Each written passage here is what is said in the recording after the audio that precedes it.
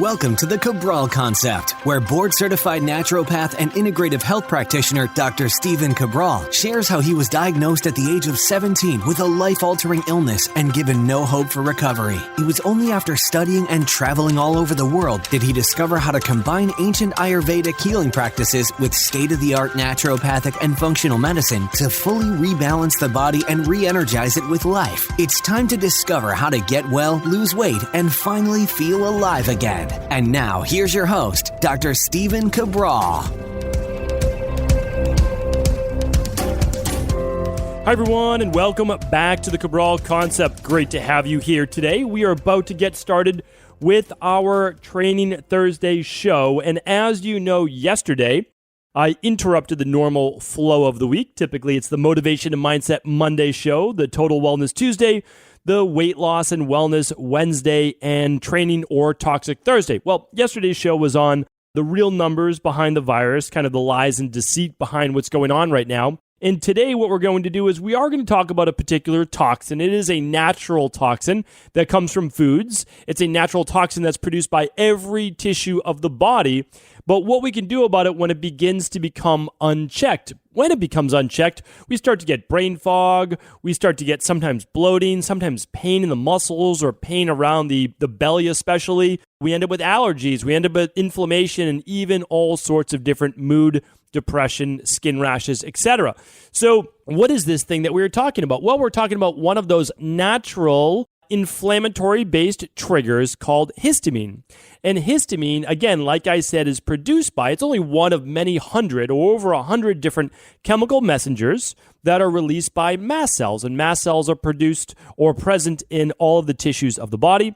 And essentially what they signal is some type of mediator-based response that there is a pathogen, there's an invader, there's something going on with the body. Now, that's from the external environment. That might be like an over-exaggerated response to pollen or dust or mold or whatever it may be. Again, some of these things in larger amounts can certainly be harmful to the body. Some of them, because of a Th2-based imbalance, can oftentimes be over-exaggerated. When that happens, we call that mast cell activation syndrome or MCAS. This is typically, there's definitely a genetic component to that. However, being someone that has that and no longer having it anymore, but definitely leans towards it, I can tell you that you are able to rebalance the body and heal this as well.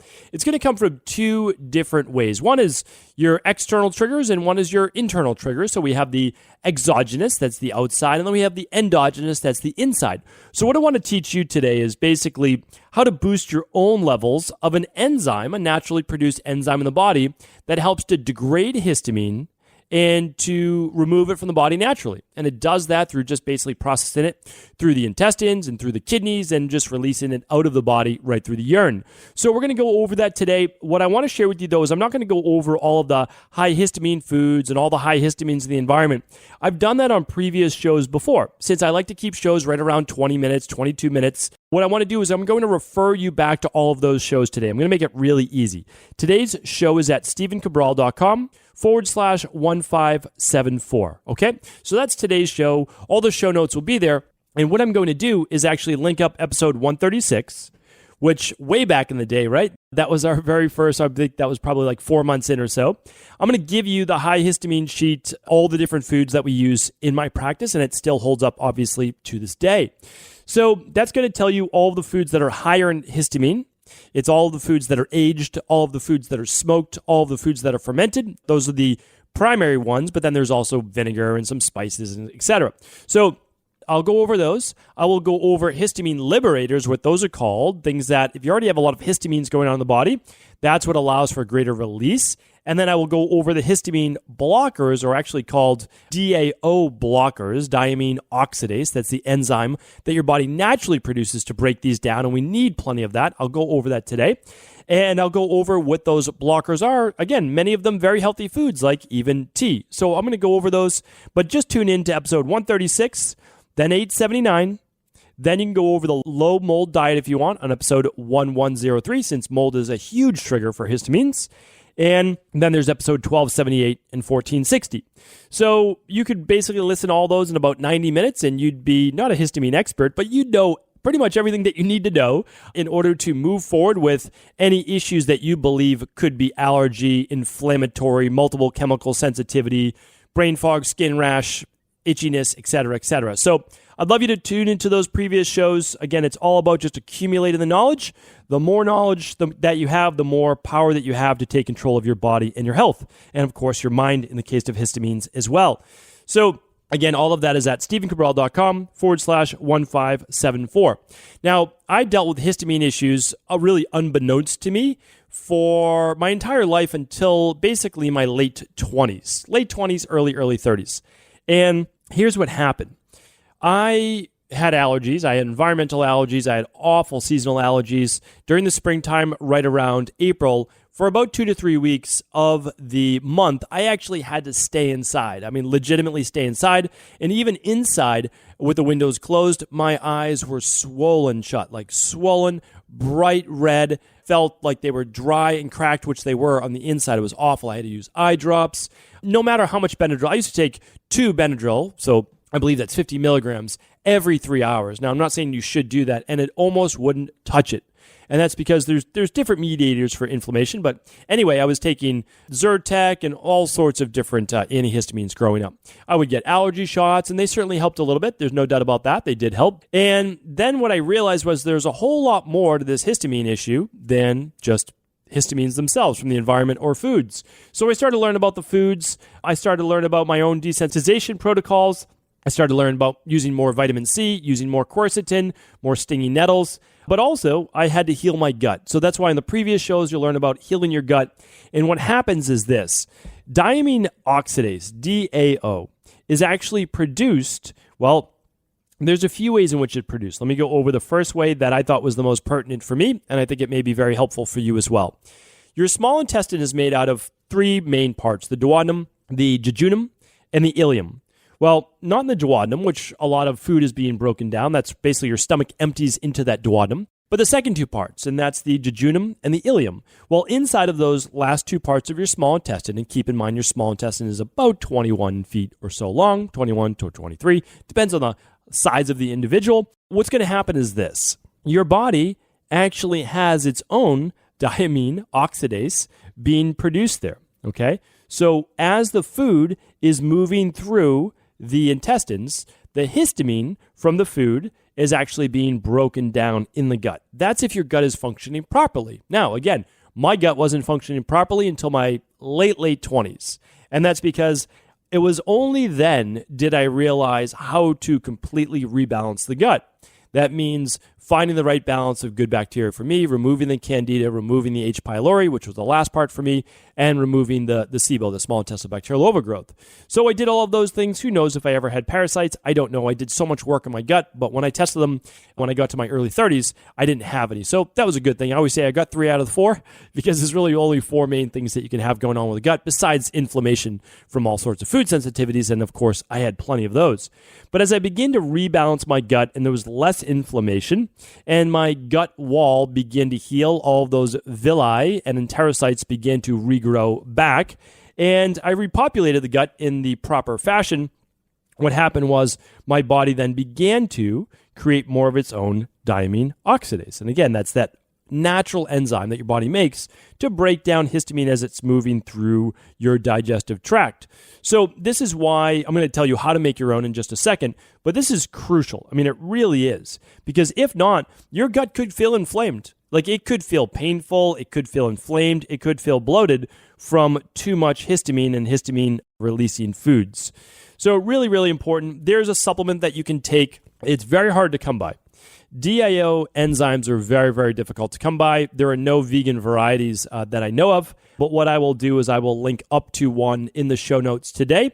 They're often out of stock, so that's why I'll just keep updating it on that page. It's not made by Equilibrium Nutrition, but it is made by a reputable manufacturer, that's for sure. So it's part of our doctor's account. Every doctor is allowed to create essentially a third-party account where they can get all sorts of different nutritional supplements that are functional medicine brands only. And so my practice is no different. I mean, for well over 10 years, I've been using this company to try to help my private wellness clients get products by all sorts of different great companies. And I'm going to link up to it. I'm not going to name the brand because, again, these brands sometimes change, but these are all third-party tested. Again, great brands. So anyway, I'm going to link it up today, but that's not the point of the show. But it's certainly a good DAO enzyme when eating high histamine foods. So like, for example, let me just give you an example of this. If I eat, let's say, a curry or something with a lot of spices, or let's say someone with allergies I don't drink red wine, not great for me. Again, but I know a lot of other people enjoy red wine, but it might make them get a little bit of flushing. It might make their eyes a little bit itchy. Maybe sometimes they get some hives, some hoarseness. Well, those could all be histamine-based responses. It could be sulfates. It could be other things as well. But what I found is that taking 1 to 2 of those DAO enzymes, 10,000 to 20,000 HDU, that's just the actual amount, before a higher histamine meal, can be very, very helpful. And you can, of course, take that before dessert if you were to have anything with higher histamines in that too. So it can be very helpful, but you don't want to just rely on supplements. Supplements are great. They're to supplement a good whole food diet. And I believe that most people, I believe everybody should be on at least a foundational-based protocol of nutritional supplements because there's no way they're getting their daily requirements on a daily basis. I know some people like to say that, but again, it's very easy to see when you type in everyone's food for the day that they're missing. It might be zinc, it might be calcium, it might be this, it might be that. But anyway, just taking a low level of nutritional supplements after you've healed is amazingly helpful. So anyway, let's move on from that. And I want to share with you now all of the different besides doing something like the CBO protocol, or I can't recommend running the Candida metabolic and vitamins test, along with the stool test, which is the bacteria and parasites test, and you can do a food sensitivity test as well. Those are all gut-based tests. You can find those at equilibriumnutrition.com. Those are amazing for sure, but again, you can always work with your local integrative health practitioner or functional medicine doctor. So let's say that you do the CBO protocol, you heal that up. Well, let's also talk about ways that you can actually boost your body's ability to create your own DAO enzymes inside of that ileum and jejunum. So omega-3s are huge. If you are not taking an omega-3 supplement or you're not eating omega-3 based fish 3 to 4 times a week, and typically it's not the white fish, it's the sardines, wild salmon, wild trout, anchovies, or mackerel. Those are the ones that are more loaded with omega-3s. That's going to help you boost those DAO enzymes. Now, the problem is, unless it's fresh caught fish, it's going to be higher in histamines, right? So it's a catch-22. And that's why a lot of people benefit from a little bit of the liquid omega-3 or the omega-3 capsules as a supplement in the beginning, and then they can start to heal their gut because, again, that's a nice anti-inflammatory, natural anti-inflammatory, and then you can move up from there. Healthy forms of saturated fat, such as ghee, could be helpful there, or grass-fed butter. Phosphorus, and then again, like my favorite minerals are magnesium and zinc for many people. Your B vitamins are crucial, especially B12. If you're anemic or iron deficient, this is going to be more likely in women, especially premenopausal women as well as pregnant women as well. Really, really important. And calcium is huge for anybody with allergies, asthma, etc. Oftentimes we think of magnesium with allergies and asthma, which is true, but oftentimes it's a deficiency in calcium as well. You see that through more of like the translucent teeth, and you see that in all sorts of tissue degenerative issues. But calcium is actually needed, very, very powerful as a natural anti-allergen. So really, really huge. My favorites, just again, like bottom line, my favorites are going to be things like olive oil, omegas, the wild caught fish. Sardines, again, are fantastic, but sardines can be a little higher in histamines, especially with those skins on. So there's all different ways, again, that you can start to get these good things in. If you're vegan, your calcium is going to come from your dark leafy greens. You can get it from lentils. You just want to make sure that they're split lentils or split mung beans or sprouted so that they're much easier to digest. So I could go on, but again, I give you a lot of these great foods on previous podcasts that I listed as well. And the reason why I say that, I want to get to the last part. So that will take care of a lot of the foods that you're eating that are really filling up your rain barrel. Remember, histamines are another version of the rain barrel effect, meaning that it's no big deal if you get in a little bit. Just like it's really not a big deal if you get a little bit of oxalates in. It's not a big deal if you get a little bit of lectins in. It's a big deal for some people that are more Th2 dominant, a little bit more Th2 sensitive. And if you don't know what that means, you can check out my podcast last week, episode 1565, which is kind of like 7 signs of weakened immunity and what Th1 versus Th2 dominant is. I'm definitely always have been since birth, more Th2 dominant, which means I'm more prone to allergies and just, again, my mother had it, I had it, just much more sensitive to histamines and mast cell activation. But again, it doesn't mean that you need to live with that. It just means that it's inside the genetics. So how did I turn it off? Well, with the things that I'm telling you about here today, fixing the gut, allergy desensitization, my B vitamins, my omega-3s, all those great things, the good probiotics, getting rid of the candida, getting rid of the H. pylori, getting rid of the small intestinal bacterial overgrowth. Those are all big components of it. And then I would empty my rain barrel. Of course, I would do a detox. I would lower my histamine-based foods. I would lower my mold-based foods. I would do my mold-based protocol as well. And then the last part is basically, so that's taking care of it from a gut-based perspective. But the DAO isn't necessarily going to get into the bloodstream as well because it's meant for more of the intestine. So it helps with the foods, right? It helps break down all the foods, which is very helpful. But for the overall tissues, what you want to do is start to mediate your immune-based response. And that's more of what we spoke about on episode 1565. And that was looking at our ability to use the de-stress protocol in order to balance healthy levels of inflammation. So for me, that goes back to modulating inflammation through exercise, through a good whole food meal plan, mainly a nice natural anti-inflammatory Mediterranean-based diet. The exercise should be a combination of some strength training and cardiovascular work. Again, that's on many, many shows. Decreasing your overall stress, making sure that you are getting your 7 to 9 hours. I was about to say servings of sleep every night, which it is, 7 to 9 hours of servings. And really, for people dealing with more of allergies, I'd like you to be in bed more towards the 8 to 9 hours, if you can be, to allow the body to rejuvenate. Intermittent fasting is a huge part of this as well. I'd be remiss if I were to not mention this.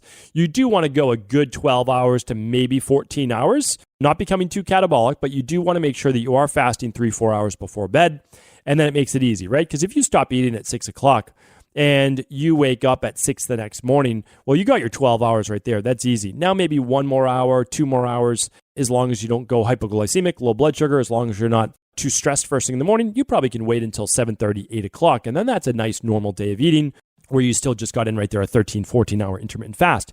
That allows your body then to start to degrade a lot of histamines and other inflammatory chemical messengers in the body because there's nothing new really coming in, right? So you have to watch the exposure. If you know that you have dust, mold, or you have environmental, more like the pollen and the grasses and those types of things, well, a big thing, again, is working on the internal, right? Because it's all about the rain barrel effect. It's all about your total body burden, doing your detoxes. And then I'll be going over this in the future, but although allergy shots do work, there's some additives to those shots that I don't really love, right? So it's kind of like weighing the pros and cons. But I'll be talking more in the future, and you can certainly look it up now. There are sublingual environmental allergy desensitization drops. Now, it's not the same for foods. Foods that you're sensitive to, you should run your at-home food sensitivity test. Again, all of this is available at Equilibrium Nutrition. That's basically our private practice online that we open source for anyone. But the thing is this, you can eliminate those foods 6 weeks, 12 weeks, or 6 months, depending on the severity. And then in terms of outside allergens, well, that's a little bit more challenging, right? That's a little bit more difficult. You'll definitely want to use something like our allergy protocol, which we have thousands of people. It's essentially, it's simple. It's vitamin C, and you can increase the dosage to keep getting the antihistamine response. It is stinging nettles, it's quercetin, it's N-acetylcysteine, it's all sorts of great stuff that has been proven to help with the natural mucosa of the body and the degradation of histamines as well. So that's a big part. And then the sublingual allergy desensitization drops. You can look those up for areas near you. We're not able to provide that. You do need to see a medical doctor that would actually test you for what your environmental allergies are and then allow you to just slowly work up and desensitize your environmental-based allergens. I know that there's some people are for it, some people aren't.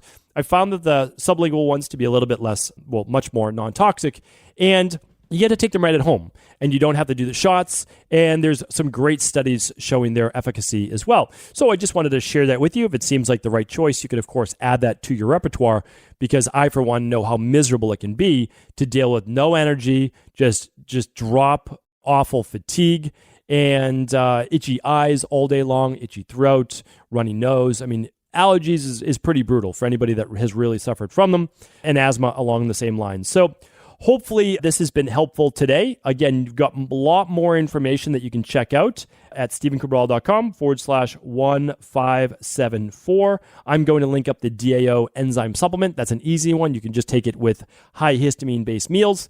And then, of course, you can look into the gut-based testing. You can look into the CBO-based protocol. You can look into the allergy protocol. What else can you do? You can look into the sublingual enzymes. But, of course, I would like you to start always with the free information. And the free information will be episode 136, 879, 1103, 1278, and 1460. That's 5 additional shows, all on histamines. And you can find that today at stephencabral.com/1574. Thank you, everyone, for tuning in today. Hopefully that was helpful. I like doing these quick and to-the-point shows with a lot of action to take away, right? I don't want you to be able to just hear the information or hear the worst-case scenario or hear what might be wrong with you, but you want to know what you can do about it, right? So that's what I've always wanted this show to be about. Here's what's going on. Here's why it's potentially happening. Here's how to test for it. And if you don't want to test for it, here's how to just go right after it. So you'll be able to find a protocol for sure that works for you. Thanks so much for tuning into the show. And as always, please do feel free to share the show with anyone you believe it could serve. Are you ready to heal yourself and then go on to heal others? If so, the Integrative Health Practitioner Institute can help you discover proven functional medicine protocols that blend the best of 7 different healing disciplines from around the world. I personally share with you the exact handouts and protocols I use in my private practice that enable people to get well, lose the weight, and live longer, stronger. I want to pass this information on to the next generation of health coaches, and that is exactly why I created IHP. We are the future of the health coaching industry, and the skills and knowledge you will learn will make you an in-demand certified health coach anywhere in the world. Although we have many medical professionals taking the IHP certifications, no experience is necessary, and half our members have no previous health certifications. At the Integrative Health Practitioner Institute, our motto is a health coach in every home. Our goal is that you take this knowledge and then share it with family, friends, loved ones, your community, or in a practice where you create a career you love and can be proud of. The global IHP community is filled with some of the most kind and caring people in the world, and we can't wait to welcome you into our world soon. For more information or to set up a discovery call with one of our IHP Health Coach graduates, simply head over to integrativehealthpractitioner.org.